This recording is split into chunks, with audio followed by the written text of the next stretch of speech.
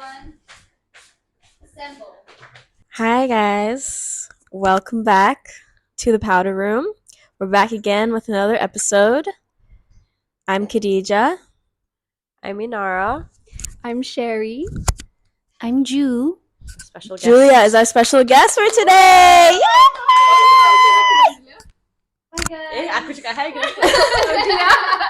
We're twins. So today's topic, we're going to be talking about female friendships. This was inspired by Emma Chamberlain's podcast that she also talked about female friendships, which I think is an important topic because We're female. but also, yeah, female friendships are really complex but they're also really beautiful to have, and a lot of people have issues when it comes to female friendships, so we should give our 2 cents about that because we're just okay, so I'll take us through what we'll be talking about today. So we're going to talk about what our friendships were like growing up, and then go into some of the toughest things we've experienced in our own female friendships, and I guess talk about how we feel is the way to have healthy female friendships for both ourselves and the other party. Right? Julia's calculating how many more words she has left in her vocabulary to use. So, segment 1. What were our friendships like growing up? Who wants to go first? Inara! Us. What's the question again? Oh, what were our friendships like growing up? So for me, for the most part, I was in the same school from 2004 until 2015, and I have the same 4 girl best friends that I had throughout my time there, which is kind of crazy. So a lot of long-standing. I was looking at the camera, but I should look at you guys. No, that's fine. I can do both. Long-standing childhood friendships. And obviously, in between those friendships, we had other friends come and go. So, for the most part, it was the 4 of us, but sometimes there'd be 7 of us, there'd be 8 of us, 9 of us, 5 of us, but they all came and went. I think they get it. Right? Yeah, I think they get it. Yeah, so I guess it was fine for the most part. What do you mean it was fine? Like it wasn't... I didn't have too much toxic things. Tanya will beg to differ. No, but she But- got I feel like there was a lot of physical abuse in this friendship. Physical abuse. You got Okay, I got bullied, but not by these friends. like fully bullied? Oh, these are your female friends. these are my female friends. My Oh. guy friends who I am still friends with. Yeah, God, I was bullied, but it was like banter, I guess. And now I'm okay with it, but I still bring it up to them and be like, that was kind of mean. But they're all conscious about it now. But the girls, it was fine. There was some competitiveness, I have to say. Like with guys, Just with... naturally, like, for no reason. Like, I felt like there was no reason at all to be competitive, but something I was like, okay, wait, why am I being competitive? It might be the first time. Maybe it was like an unspoken thing. Yeah, maybe it's like an unspoken thing. So, like, oh, I feel so uncomfortable to say, but maybe they all felt that way too. I don't know, You say to them also. but just call me when you watch this. No, I not don't what want you to get said, offended. Like competitive, so I guess like with guys, because all of us have the same guy friends, and maybe it was just me. I don't know. I'm embarrassed to say, but yeah, just some sort of competitiveness. But I keep myself in check every time I feel that way. I'm like, why do I feel like that? These are my friends. I shouldn't be like that. So, I kept myself in check a lot, because every time I realized that I had like some toxic tendencies, I'm like, that's not cool. I won't want my friends to do that to me. Self-aware young girl. Yeah, What a because I was woke also young scared girl. because I love them, and I was like, I don't want to ruin my friendships with them. I'm being stupid. So yeah, I kept myself in check. That was So my this friendships. competitiveness that you felt with friends, are they still your friends now? As I said just now, Oh, was I listening? clearly not. They are the same 4 friends. Oh, I'm still very close. right. Sorry, man. On to the next. Thank you. I feel kind of phlegmy today, but for me, basically Inara copied my answer. But same thing, long-standing childhood friends. I grew up in the international school system, so a lot of our friends kind of moved around. So basically, most of our friends wouldn't. Okay, so most of my friends would live in KL for a while, and then they would move away. And then I would say most of the friends that I'm still really close with today are the friends that I had since like fourth or fifth grade. And then when I was a teenager and I was going through puberty, I think I went through that phase of like wanting to be liked. I wanted everyone to be my friend. When you watched all the teenage movies, everybody was so popular. They knew everyone when they walked in the room, and I wanted to be that girl. And that would get me into a lot of nonsense friendships. I think I tolerated a lot of like mean girls, like mean girl attitude, but I didn't realize that was mean. So it was subconsciously competitive. I feel like when I did well, some people around me didn't want to see it. And then, yeah, so I would say growing up, the people that I'm so close to are the ones that you don't see on social media. These are the friends that I've had since I was a kid. And no matter what happened outside, like no matter who came in and out, as long as that friendship group was solid, I was fine. But then when I was a teenager, I made so many new friends out of high school. I met all these people. Inara was part of this too, but I knew Inara since I was young. But then we went through this phase after high school where we made all these new friends. And there was a lot of drama. And I think we would replicate things we saw on like Gossip Girl or 90210. And we thought it was normal for our friends to gossip about us and say things behind our back. And it's like typical like city kid experience where everyone is kind of like talking about each other.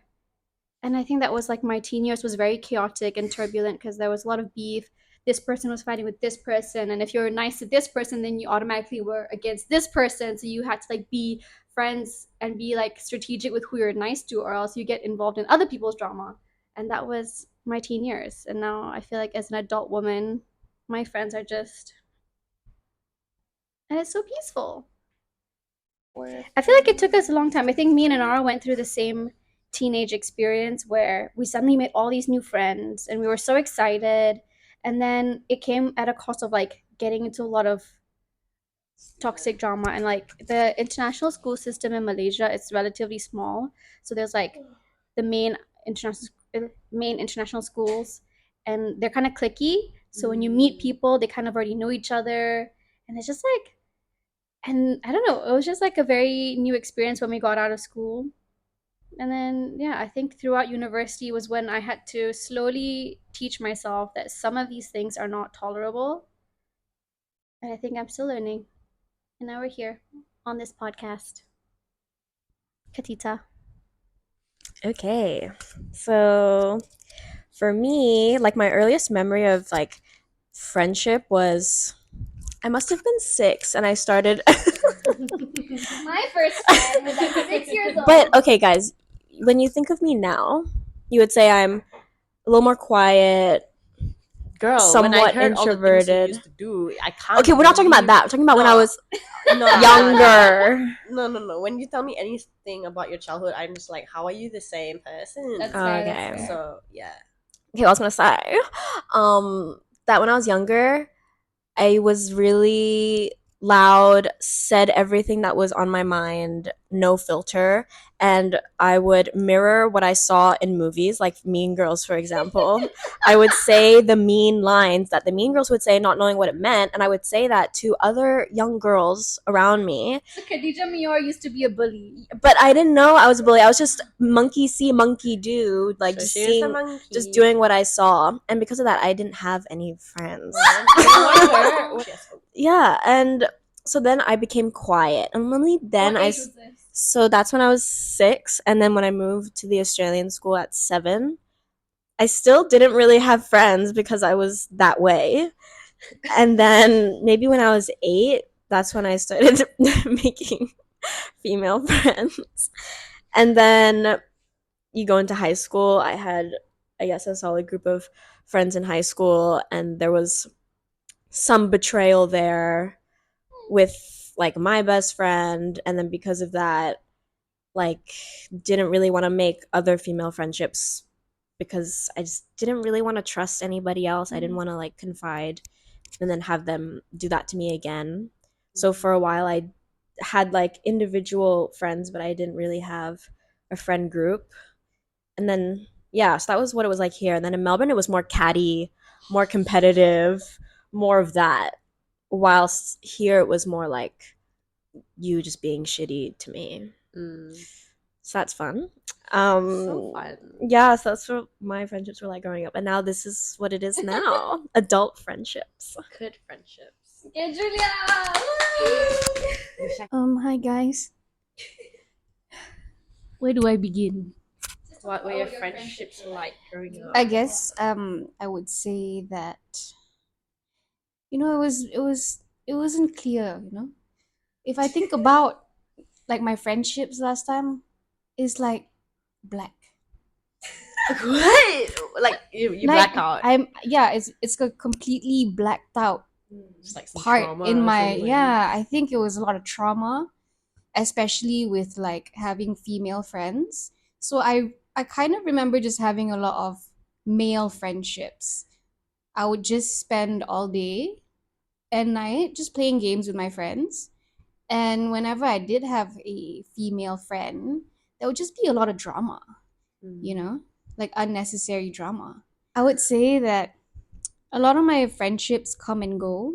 I think it's mainly because, when you are different versions of yourself, you end up with different people in your lives. And some people in your lives are there for a certain amount of time to teach you something, and when that lesson is done, okay lah, bye. Bye. I would say Julia was a very explosive child. Whatever Khadija was, Julia still is. Julia still is. I wouldn't say I still am, but No, but I would say you are a very vibrant, colorful person. And not everyone can take you. So when people don't understand or know how to understand you, then they get competitive with you because they don't get it. They're like, why do all your guy friends want to hang out with you? That's how the competitiveness, and I would the say competition started. there are only less than 5 of my girlfriends. Less than 5 of my girlfriends who are still in my life since I was young. Everyone else, they're not my friends anymore, lah. I would say my friendships growing up were very toxic, but I'm happy that I went through all those friendships for me to be where I am now, to have genuine connections with the friends I have now. Yeah. Okay, so next one we have, what are some of the toughest things we've experienced in female friendships? So am I starting again? Like we said earlier, for some reason there's always like the feeling of needing to compete, although there shouldn't even be any competition, but I don't know why. I think Katie wrote something about it being in our nature to compete. Yeah, I was gonna say that at the end. But if I say it now, She's just pulling out our notes. You can explain. should I explain it now? Explain it. Okay, so fun fact, the reason why women are so competitive with each other is because it's actually rooted in like evolution, okay? Meaning that our ancestors were always competing for like safety and security like with their mates, and that's just kind of transcended over time, and that's why we're competitive, and it's now to do with things like male attention, success, whatever. So yeah, so now we all know why we feel the need to compete. It's rooted from somewhere. But I felt like it was really unnecessary, and it brought out a lot of like toxicity that was like not needed. Yeah. But for like my true friendships, every time I did feel competition, again, checked myself. Next, fuck competition. I'm going next now. You guys can talk about competition. I don't know what to talk about already. Yeah, so I never knew how to speak up because I was so shy and I felt so small. If you guys knew me when I was younger, I couldn't even be doing this right now. I was so anxious, couldn't ask for the bill, couldn't ask the waiter to order or whatever. I just couldn't do anything. So if I felt like upset with my friends, I should be able to talk to them, but I couldn't. So I was just like, it's okay, I'll get over it. When did that change? When my dad forced me to, to do presentations. Okay, so basically, this is not to do with female friendships, but I had like crazy mad social anxiety. And then after high school, I went to college. I was still like insistent that I didn't Shy, want to yeah. do Like she would any never, if we presentations. went to the same mall and I was supposed to meet her there and I was late, she would not get out of her car until I was there. She wouldn't leave. She would not want to be in a public space without someone she knows. Facts. So even after school and after college, I was like, I'm not doing anything where I need to do presentations. So I was like, A levels, 100% exam. Did it for 3 months, dropped out too hard. Took a gap year, and then I did another course where it was 70% like coursework, Mm. including presentations. And I was like, you know, it's time to pull myself together. And I think at that point, was I fine? And So your a daddy lot made better. you do So- presentations at home? Mm, kind of. Like, you can imagine your dad making you do He mock was just always telling me to talk to myself in the mirror. And it was just, I just couldn't. And every time I was upset with my friends, back to friends, and I tell my dad about it, he's like, just talk to them. Because I would say in Just terms talk of to like them. majority, because I have like, I would say now four friend groups, right? You? I would think so. She got too many. But like in all my friend groups, we have the healthiest dynamic of like when you're upset with me or I'm upset with you, we can just say, hey, that hurt my feelings. And I don't think that Inara is probably the one friend that doesn't avoid the difficult conversation. It's hard. She can't pretend nothing's wrong. I can't pretend nothing's wrong. I'm And an sometimes, anxious girl. sometimes when I say something mean like to Inara, I'll be like, oh, and I overthink about it. But then I'll be like, oh, I'm sorry if I said anything that hurt you. You know? Yeah, she always says that. Yeah. She can't say it to me. She has to text it to Yeah. me. I'll be like, Yeah. So back to the point, when it comes to like the Not knowing how to speak up. speaking up thing, Yeah. you're really good at it now. You don't avoid Yeah. it. Because I feel like with friends I care about, I'd rather like go through it. Maybe I'll ask for advice beforehand. So let's say it's got nothing to do with Mm. you guys. Not the recent time. Yeah. So I would ask. Oh, okay. them. Okay. I would ask them. I was like, is this like appropriate for me to say? I'm kind of upset about this. Instead of like last time, what I used to do, I just write a paragraph on my phone and then reread Yeah. it and reread it and reread it. We've Now I all write seen it. I Yes. send it to them and they go, whoa, that's too much. You don't have to say all You've of been doing that. too much, man. Yeah, so I am now someone who rathers doing it like in person and talking. Last time I'll be super avoidant and just do it on text. Yeah. But now I'm like more okay with Also, okay, what do you talking. think is the difference between when you do go to your friends for advice, like what do I say, how do I navigate this situation, versus going to other people just to talk about the negative situation and then like basically gossiping, saying like, oh, this is what Well, my friend's doing to me. That's fucked, obviously. You're not asking for a solution, you're just venting. And it's okay to vent to your friends, but if you're not trying to come out with it like with a solution or like, oh, what should I do? Like this person made me feel like this. Mm. I kind of feel upset. And if the other person is like adding more fuel to the fire, like, oh yeah, I should cut that person off, like, oh yeah, that's so bitchy, oh this, then Because I think it's such a touchy. I think even now I don't really ask people for that many opinions because I'm always scared that they're gonna go around telling people, well, Sherry said this and this, and Yeah. she's making you look really bad. But actually, I was just Exactly. asking you for and your advice, like advice. what your take is on it. So yeah, be careful who you ask for advice. Obviously, don't run your mouth to everybody. Just ask people you trust, and make sure it's actually advice. If you want to gossip, then I think gossip that was to, like something we your learned. cat or something. Oh, Lembu, she can't keep a secret. She got a big fucking mouth. Maybe Where not. is she? Lembu.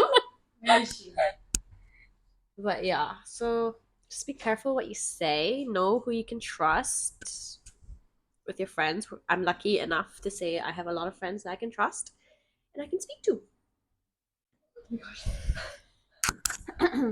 oh, zoom. She doesn't want to talk about female friendships. I think she was traumatized.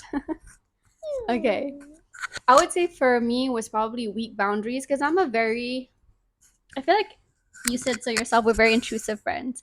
And I think that some people can handle that. Some people take advantage of that and they assume that I'm always okay with everything. So sometimes I don't know how to say no or like I don't want to.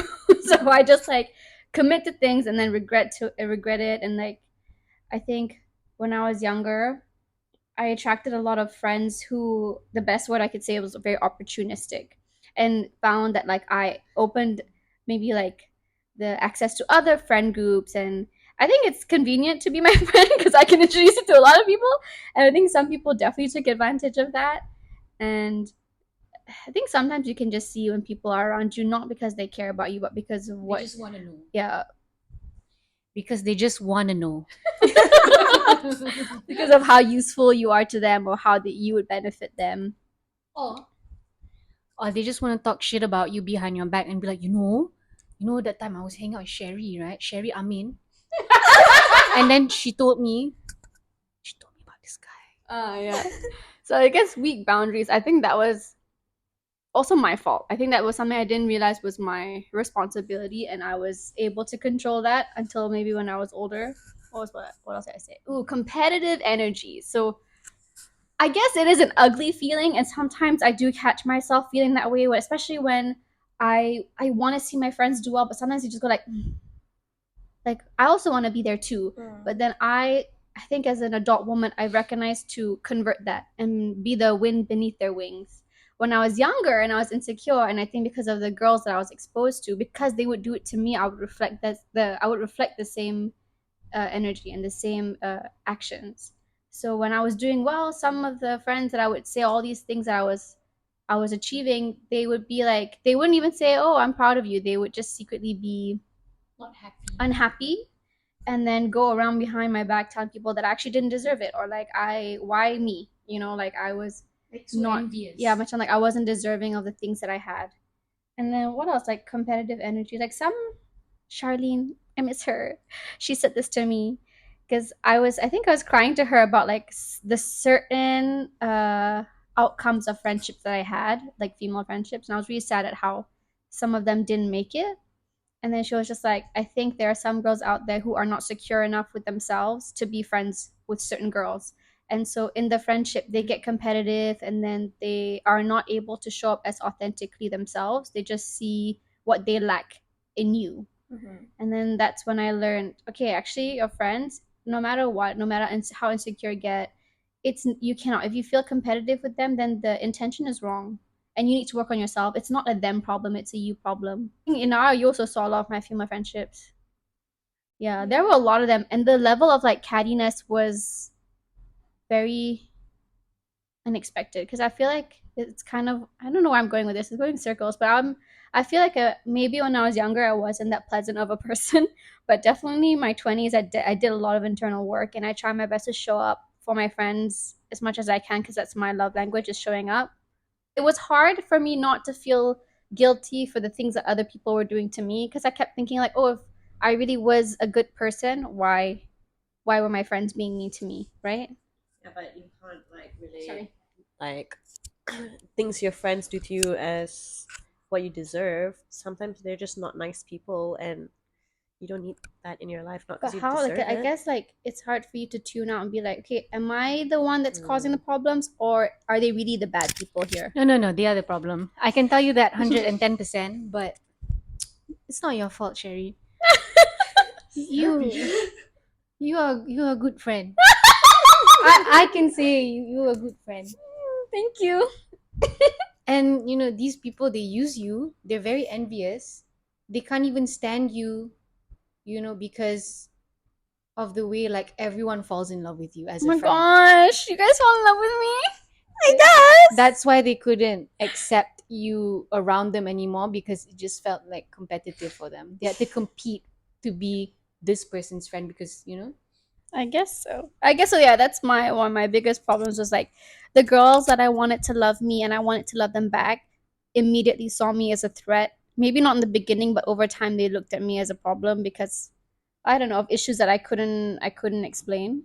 So that, it's not competitive, but it's more like control. it's entitlement. Yeah. They want to be able to control you. Yeah, so I guess I was always a very giving friend, and I want to always be a giving friend. I don't ever want to stop that. But there was like one friend group who felt like they owned me, and I guess because I was always giving, giving, giving, they just kept taking and they never felt the need to give back. Or even if they gave back, it was at a shallow level because they felt like, yeah, friendships are reciprocal. Like you are, okay, not reciprocal. It was not transactional. for them. It was transactional. It was definitely like what you give me and I give you.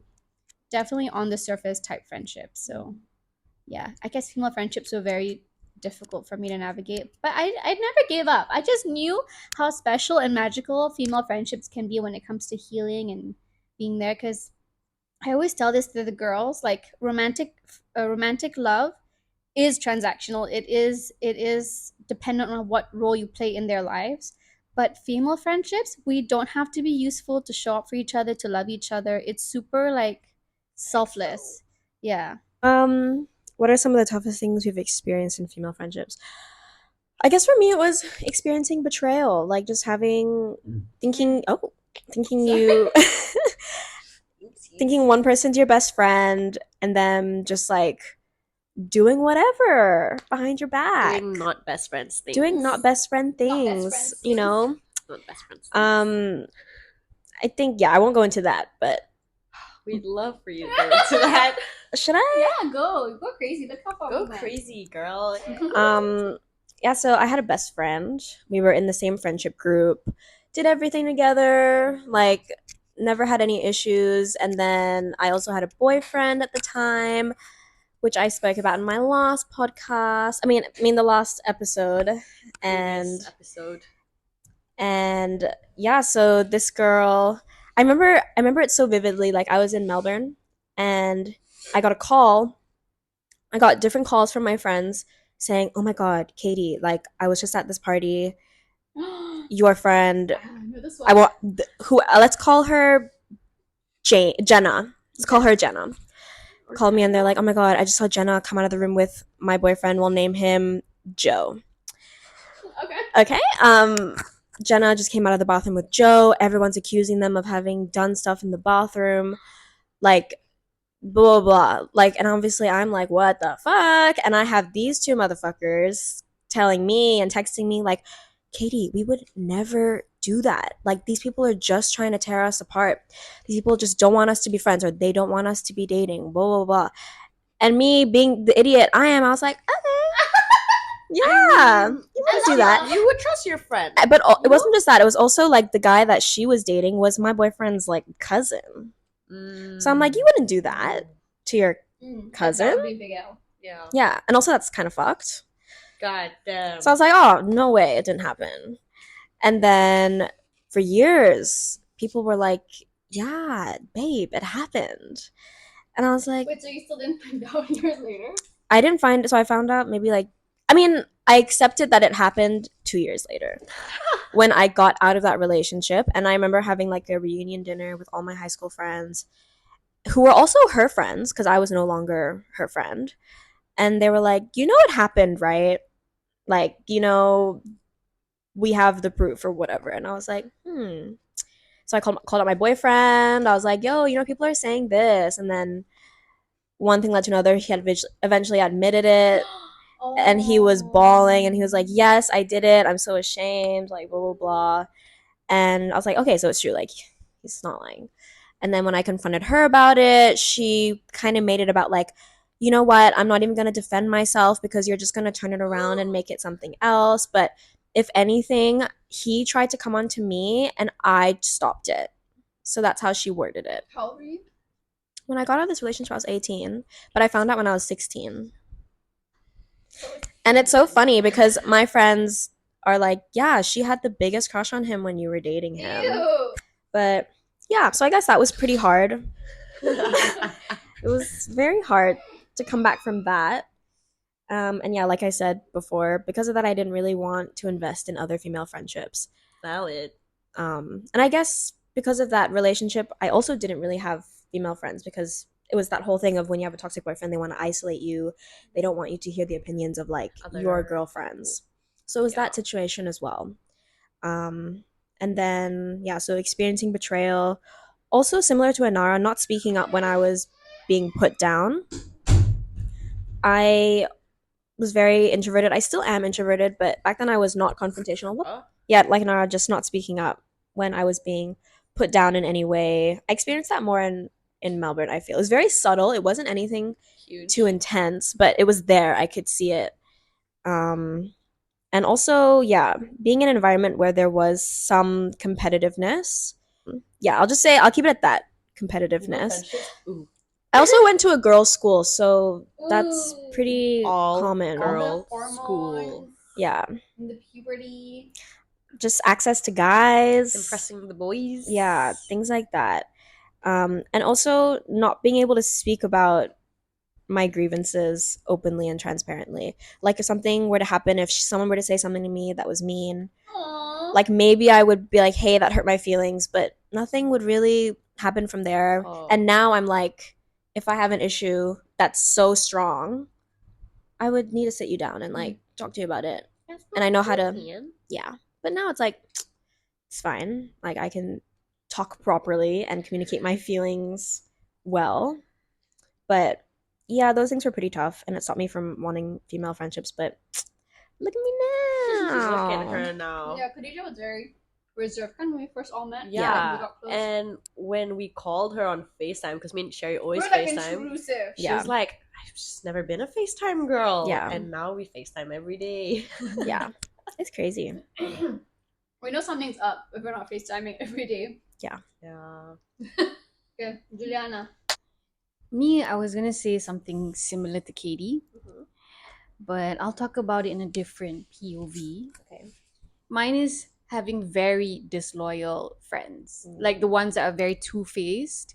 They'll pretend to be so genuine in front of your face, but behind your back they're saying the worst things, very hurtful things. And How do you find out about these things that they say? they say it in the same circle, and everyone just finds out. And, I mean, I'll eventually find out. I think when we were younger, a very funny thing in friendships that we normalized was backstabbing.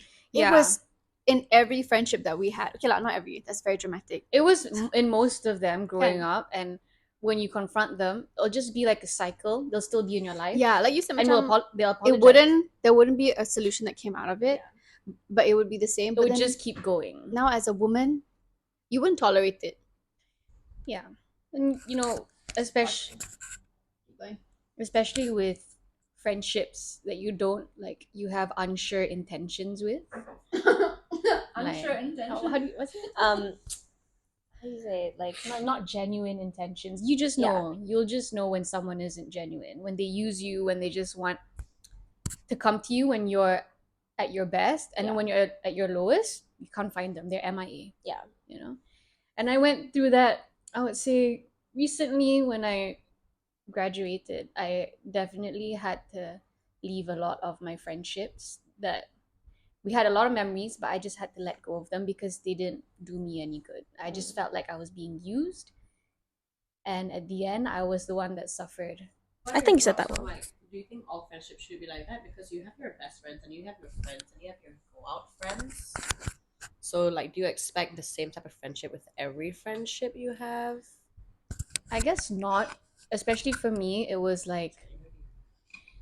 was more of, I genuinely love them, and I would do anything for them. If they called me, I would straight away go to them.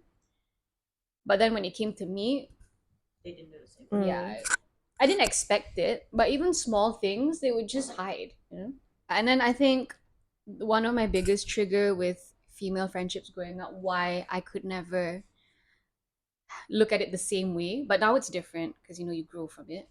But what like traumatized me the most was when I found out that when my current boyfriend at the time, when I opened his phone, I would find pictures of my best friend and him just kissing. Not current boyfriend. You said Eh, current boyfriend. The current Oh boyfriend my at the god, time, I had a so- fucking heart attack. I said my boyfriend at the time. Okay. I found pictures of him and one of my closest friends, like doing stuff. Oh my And god. Oh my Even God. at that point, I had a lot of trust issues with this guy. That's why after every relationship with him, I just had really bad trust issues. But it's different now. So how did you like confront that situation? Like, did you talk to her? Yeah, but we just forgot about it. Like we were- got over it. Not really. I never got over it, but it was a cycle. So we were Mm. just fake. It was a fake friendship, and it was it was consistent. I didn't know that. Yeah, it was really bad. The trauma that she put me through is a lot. That's why even seeing, if I were to ever see her, it does trigger me. But yeah, that was one of my most traumatizing friendships, and ever since then was when I completely cut her off, was when I decided, like, okay, it's time to pick and choose the people you bring into your life, you know. And now I have a small circle, less than 5 of my friends, and I'm happy. None of these issues anymore. I think when we were younger, I think like back to the point of being popular, I always wanted to be liked. And so that means I would let whatever people do to me just kind of fly over. Like, okay, if I was to make a problem out of this, then I would lose friends, and then they're gonna go around. It's and also tell- looking cool. Like, oh, it's okay. You can do that to me. Like, Right. whatever. Yeah, I don't care, whatever. Like, and I don't think I was necessarily the nicest friend as well back then. I think maybe I normalized things that I shouldn't have normalized, and like I think when I was younger, if people were to say negative things about my friends, I would have a hard time stepping up and be like, "Hey, that's my friend you're talking about." But then now I'm like, okay. I would say the same. Like, I don't think I was a great person. I don't think I was a great friend at all. It was more like after it happened to me, then I was like, actually, that was really shitty of me. And that's when I started like noticing if I wanted quality friendships where people showed up at the same level that I did, I can't be liked by everybody. I had to like people have to hate me at one point because it's not that they hate me, it's that they hate the boundaries that I set. And just yeah, you're not that accessible. I think when I was younger, having a lot of friends meant like you're so cool and like you're so likable. Everybody loves you, but I think having a smaller circle of friends makes you a more trustworthy person because you're just less accessible. Yeah, so after that was what else? We had a lot of traumatizing girlfriends. Jeez. And the thing is, our sisters will know, right? Like, if I were to bring a friend home, Oh. in that first second, you'd be like, "Yep, she's not good for you." Instinct. You would just know. I would know. I don't think you would know. I would know. Our friendships that much when they were always good, but you kind of always like was you're just worried because you saw it happen multiple times. There's also like looking out in case this person Yeah. might do what someone else did. Yeah. I think it's a combination of instinct and trauma. Like you don't know what to believe sometimes. Thank you. So our last segment before our Q&A, we have how to have healthy female how to have healthy female friendships for yourself and the other party.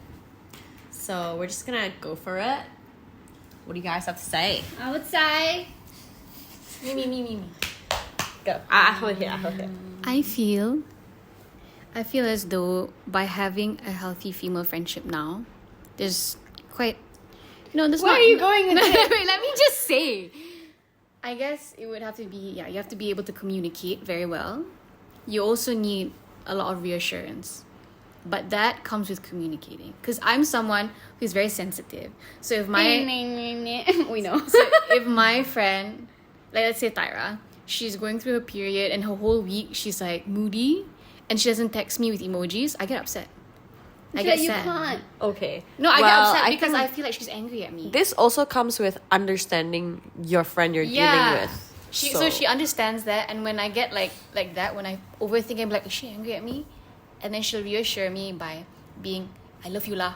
I just got my period. But this is where I feel like there's a difference in our approach. I never like to be entitled to my friends' response. It's not like- about entitlement. because like or you whatever. can't expect everyone to No, understand but you the thing and is, be like, I'm not quiet about it. I'm like, you don't miss me, is it? yeah, like Yeah, that like fine. that. I'll be Like that fine, but you if don't you're love like, me, is it? What's your but emojis? if you're like the kind of person where like, look, you didn't give me emojis this week, so you're kind of giving me a bad attitude. Like, so you're being a bad friend. Like, No. so if you're like that, then you cannot, No, right? I'm not like that. I'm straight up. I'm like, do you love me? If you're soft about it, it's fine. But there are some people out there who much I'm like, you're kind of like not showing up for me this week. So Yeah, that's not me. That's not me. But what 'Cause- I'm trying to say is, be able like to meet in the middle. Like yeah, and what I'm talking about reassurance is also like a two-way thing. Yeah. If so she needs it, I give it. I agree with that, but then it goes back to like the type of friend. So everybody's different. Like how I would treat you not in terms of treat, like I'm always gonna be nice to all of you, obviously, Yeah. but just like how I The deal level with You of like, understand, yeah, closeness, you do yeah, understand. like how I deal with my friendship with her. I know what she's like. It's gonna be like one way. How I deal with Katie, because I know like what she's sensitive about and like what you're sensitive about. So things like that. How to approach different friendships when there are like grievances or like some funny things Yeah. going on. So I think, like, with you, for example, if you know someone's going through something, maybe you'll be like, okay, I'm just gonna let them do their thing. yeah, And then there are people who are like, what's what's going on? like you grab them and you're like, what's I don't Well, like that though. yeah. Me personally, I feel like sometimes just give me a minute to Okay. yeah. to recover. I mean, Well, you know me. yeah. So like with me, every time these two got something going on, I'm just like, okay, now I know Sherry's not gonna want me to ask her anything. I know there's something wrong with you, but you know, take your time, tell me. She likes whenever. space. She likes space. Yeah, so she likes space. So I know that with her. With Katie, like when she cries, I get like a bit like uncomfortable in the sense like I want to help her, but does she want me to help her? You know? I think, yeah, because when I've cried, for example, it's like mainly at the office. Yes. So, like, if you comfort me, I'm like, don't, because Yeah. I'm just gonna cry more. But like sometimes we want to cry more and let it out, but at the same time, like I don't want to do that if you don't want to do that. But you're not a ranter, because like Yeah. She I'm rants like after she stops. I'm a what's it called when I do it myself?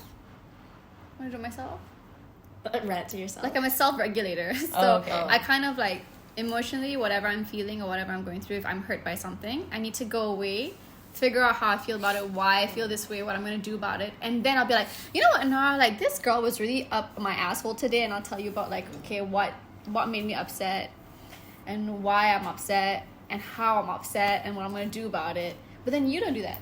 You kind of just like, okay, this is you being sat in your desk. yeah. And then like, Khadija, you okay? And then like yeah, for me it's just obviously who doesn't want their friends to be okay. So when I see when Sherry's upset, I just want to pet her. Whereas just some people are just like, oh my god, leave me alone, I'll be fine, come to me later. So for me, when I'm upset, I don't think I have a preference. You want to leave me alone, you can leave me alone. If you want to come to me, bro. No, but I feel like you're also like, when you're upset and I try to talk to you, you're like mentally not there. Yeah. All your responses are just like, yeah. See, get it. I don't You're know in the that. middle of like processing it and also trying to figure out Yeah. what to do. But at the same time, I also don't want to be alone. Yeah, Yeah. so we have to be around you, but we can't actually talk to you at the time. That's so funny. Didn't know that. I'm a dissociator. You don't tell us what happens after. You'll just come to us and be When like, I do ask her though, I'm like, what yeah, happened? we have And to then ask she'll you, then say. you tell us. Yeah. Otherwise, she'll be like, so what's for lunch? Yeah, like, she just move Okay, on, we can right? go for lunch, but are you okay? 'Cause I think I'm the same. I'm in the middle of like processing what just happened and also like, okay, what do I do? How should I react? You know? So funny. Judah, we all know that she said everything already. Before we can ask, she already tell everyone. Yeah, before I get upset, they already know. Yeah. Okay. Yeah. Jumping off what Judah was saying, I think it's also like not having an expectation for your friends to behave the way you want them to, because your friends are their own separate individuals. You can't expect them to show up for you the way you expect them to, just because like Sherry says this to me. They are not an extension of you. They are their own person. Until now, I don't understand. yeah, because I feel like when you love your friends, it's not about loving how they serve you or how they show up for you. It's just like loving them as they are, as stupid, annoying, smelly, whatever nonsense they're going through. You just show up for them. You love them the way that you can. Facts, bro. Yeah, and also like not mothering your friends. That's one thing we have to learn. Because I feel like all of us are very Don't intrusive. mother our friends. Don't mother our boyfriends. Oh. Oh, this is a different conversation. The last episode. Rewind. Rewind. And no judgment. We shouldn't like. I think friendships that have lasted long are the friendships that we don't judge each other. Yeah. There's no judgment. Like I know I can say really fucked up shit, and you guys will be like, Yeah. okay, And that's not I right. act my like 110% true self among my like in front of my real friends. Yeah. And like yeah, you know. and like yeah, they know it, and then they also know when I'm like, you know, it's not this close to this person. That's why Yeah. she's not Yeah. being Yeah. herself. And no herself. passiveness. We're not passive. I feel like when you're in a friendship where you macam like instead of being direct, you just become really passive and like what's cinder in English? Cinder. Like you throw digs at them without actually verbalizing what you're actually upset about. That doesn't work. In a That's not friendship. cool. What else? What else? Yeah. You guys. I know. Me. Like when you're always being proud of their achievements, you know, like like showing, Validating them. yeah, You know, like always supporting them. Yeah. Yeah. I think that goes in with competition as well, because I feel like it's natural to want to be like, oh, I want to be at that level too, or I want to succeed as well. But there's room for everybody. Yeah. And we have to remember that. Did you guys watch this the Jay Shetty podcast with Kim K? No. She said this one bit where she was like, loving people is accepting where they are at in their journey, and like sometimes, you know, I believe I'm more woke, you know, maybe I believe I'm more self-aware, and I expect everyone to be the same level as me, or to view life the way that I view it, but that's kind of selfish, because then I want them to be on my journey, whereas they're in their own journey. They're still, you know, a few steps behind you. Not Just- behind, yeah. just in their own journey.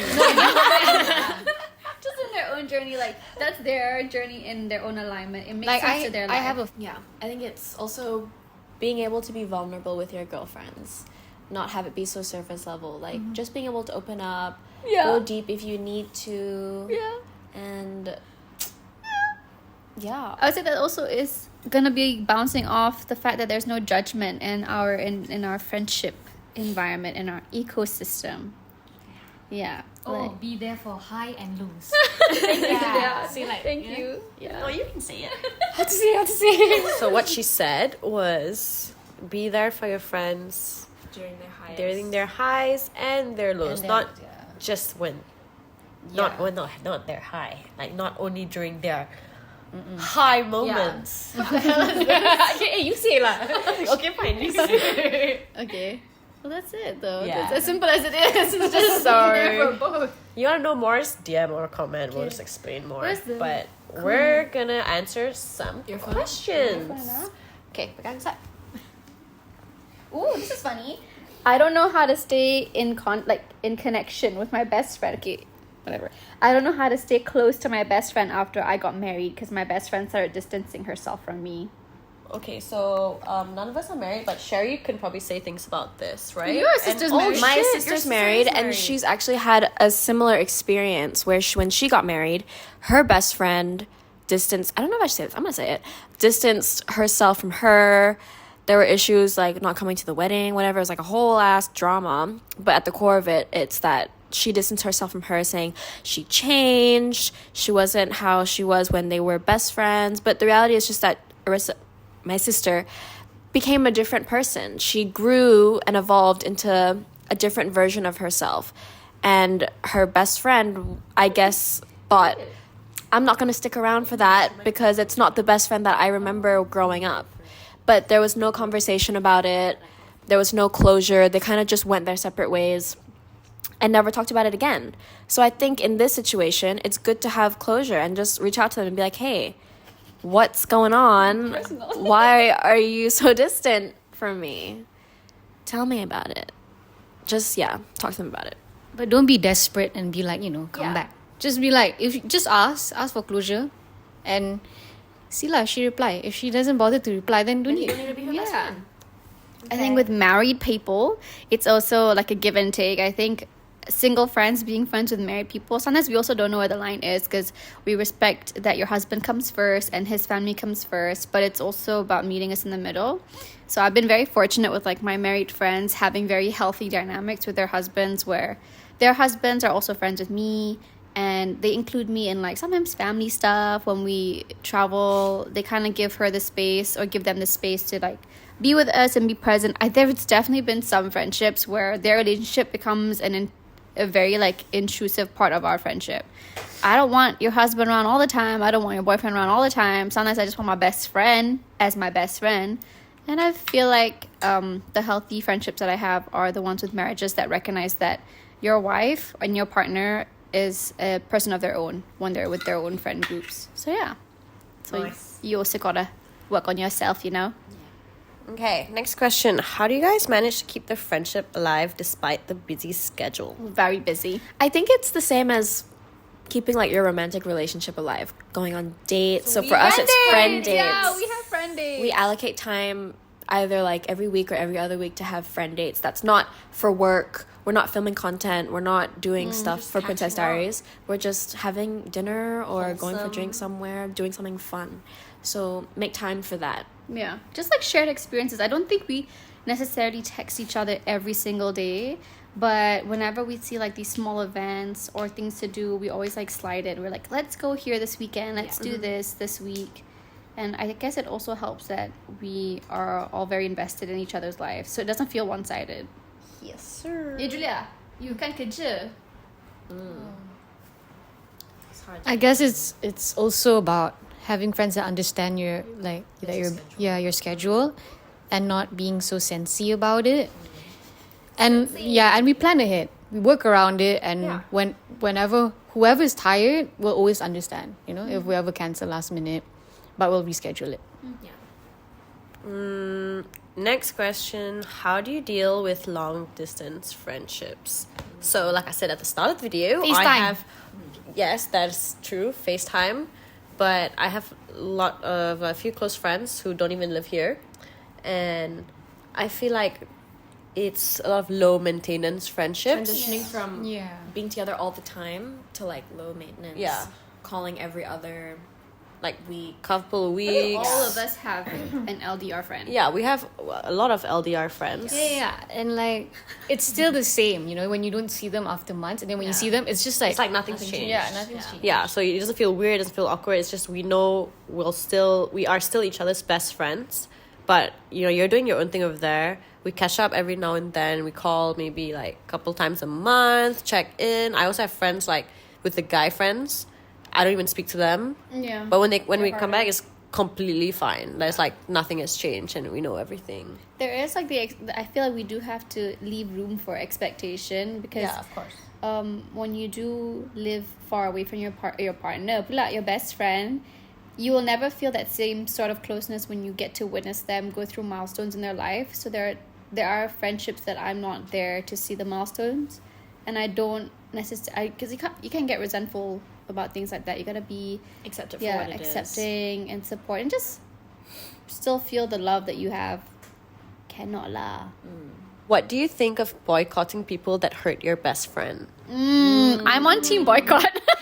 I'm sorry. I'm like very protective of my friends, and when I know you've done something or have said or done things that I just feel like I cannot accept. I cannot even look at you. Trust me.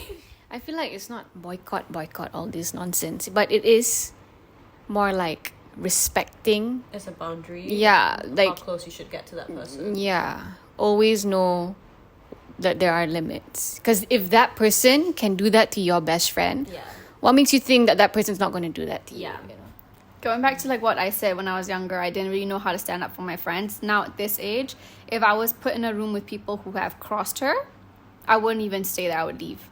Would I ever sit in the same table as people who bitch about my friends? No, I would never do that. It's also about respect. Yeah, I just now know I would want to do what other people should do for me too. Yeah. Your boyfriend's always the one that defends me. This is a fun fact. I found out that there was a party and her boyfriend was there, and someone was talking about me. Not even in Do I know negative. this? No, this was way before we got close, but it wasn't even. I think someone just brought up my name. It wasn't a negative thing, and he went, "Who's talking about Sherry? Don't talk about her. She's a nice girl. She's a nice girl. Don't talk about her." And like the guy was just like, "Oh no, I was just saying that I know her." That's it. And your good friend shouldn't feel comfortable sitting Yeah. in a room where Yeah. other people are talking bad about you. Yeah, they shouldn't be comfortable even saying that in front of her. Yeah, these people shouldn't be comfortable saying bad things about your best friend to you. It's like how people say, like, if your friend is comfortable telling you things that other people say about you, they're probably talking about you behind your back. Yeah, if your best friend goes, if I go, Inara, like this girl was bitching about you the other day, you should ask me. Then what did you say back? Yeah. Why would she feel so comfortable to say that information to you? Yeah. Yeah, last is be more careful with, like, let's say you're friends with a person who doesn't pick and choose their, how do you say, like, I think you just have to, if your friend is Friends with everybody. yeah, super accessible, That's- you gotta question what kind of energy they're allowing into your life. I feel like apa lagi. This is so funny. Question for Inara. Thoughts on being the funny friend? First of all, I don't think she's the funny friend. I think we all carry the same weight. Are you also being vulnerable towards Sherry and Khadija when you're dealing with your own issues? thoughts on wanting to have a sense of independency? Oh no, this is something else. Sorry. Same I would question. say Inara definitely is the harder one to get the emotions out of. We definitely, when we have our friend interventions, she just kind of sits there. Absorbing what we're saying, but we're not sure She understands. if it makes sense. Well, I'm there. I'm present. Yes, most of the time I'm just like digesting what they're saying. But yes, I am vulnerable. Like, I'm shy when I'm It like takes a while sad. for you to get vulnerable. But like the other day, I was sad about something, and then I was like crying, and she's like, "Oh my god, why are you crying?" I was like, I'm so bad though. I don't think people should call me when they cry because I laughed at her. "It's okay." It made me laugh also, and I don't know. Sometimes depending on what, but for the most part, I'm a serious crier, but I also laugh when I cry. Like it's No, not but- hard to make me laugh when I cry. When Sherry cries, Inara starts crying too. I've seen. Well, sometimes. No, I just feel like with Inara Memasusa, it's hard for her to let her shout. She always wants to be like the happy friend. She always wants to be the stable friend. I was very stable for so long. I think she's scared to be the sad friend. Yeah, that's why like when my friends are sad, I'm like, oh no, oh no, what do I do now? Yeah. Well, that's such a funny question. Do you think I'm funny? In a trio, how do you feel if one is closer than to the other person? I felt that when I was studying abroad because I was in a trio friendship, and as much as I wanted it to be equal, it just never felt equal. I always felt like I was being left out, and I just couldn't do anything about it. This isn't really conclusive. But I think the conclusion is like, don't be in a trio if they purposely leave you out. No, I feel like if the trio are genuine, they would always make sure that everyone's included. Like I do have trios, but the thing is, we all include each other. Oh yeah, you do have a trio. Yeah. For example, like for us, like okay, so like we're a trio. Yes, me and Cherry have known each other for longer, and Katie is relatively new in our lives, but it doesn't feel that way at all. It doesn't feel that way. It feels like she's been a friend since the start at the same time. I also think you know? it's very important just to not take things personally. Yeah. Because there was a point, I think it was 6-7 months, where they would see each other every day because they worked with each other. I quit. So I quit 3 months in, and they stayed for a year. And so they saw each other every day. But I don't know, I felt like if you were a sensitive person, you'd be jealous. You'd be like, why are they talking to each other every day? They already see each other every day anyway. So then when we're out, why you want to talk to us? Why do you want to talk to you two only, right? Why you leave me out? But then I was No, but I kind of replaced you though. Like we went for lunch. that's not the whole point of this video is not this. But it's like I think I look at it more like, oh, when they do see me, they miss me, so they come and talk to me. Tell you what we missed Catch. out. I know what happens at the job. I know what happens in the office. So it's just like learning not to take things personally. And when you do get time with your friends, just spend time. Yeah. Enjoy it. Don't sensey. So your boyfriend's question. Why would you ask this? How do your female friendships impact your mental health? It does though. I feel like it I does. guess depending on the nature of your friendship, Yeah, it if would it's a shit impact your friend mental and health. your mental Yeah, health is I would fucked. say- I feel like also I would say. I feel like also it's like the energy that the friends would bring in, you know. Yeah. Like if you're drained after spending time with them, yes, it's gonna impact your mental health. But also maybe it's what they're going through as well. Yeah. They don't mean it, but they don't realize that it does affect the people around them. How I receive the question, it's more like when I'm around my friends and they make me feel at home, I'm more capable of like being me, like Yeah. me. You know, I shop and I get to focus on things that I really want to focus on because I feel like my emotional side is being nurtured and I'm being seen We're and creating supported. space. So that's how it affects my mental health. It just makes me healthier mentally. That's a wrap. Yeah, That's oh my a wrap for gosh. today. Thank you guys for watching. We'll see you in the next one. Thanks for Julia. Thanks to No, Julia for thank being you, our Julia. guest of the day. We're gonna have to bleep her out a lot. I not guess. I live here. In this house, you're not a guest, but on this podcast today, you are. Oh no, I'm making a show in Princess Diaries. Okay, Should I Julia. tell you? Okay, guys, we are late for our dinner. We gotta go. Bye.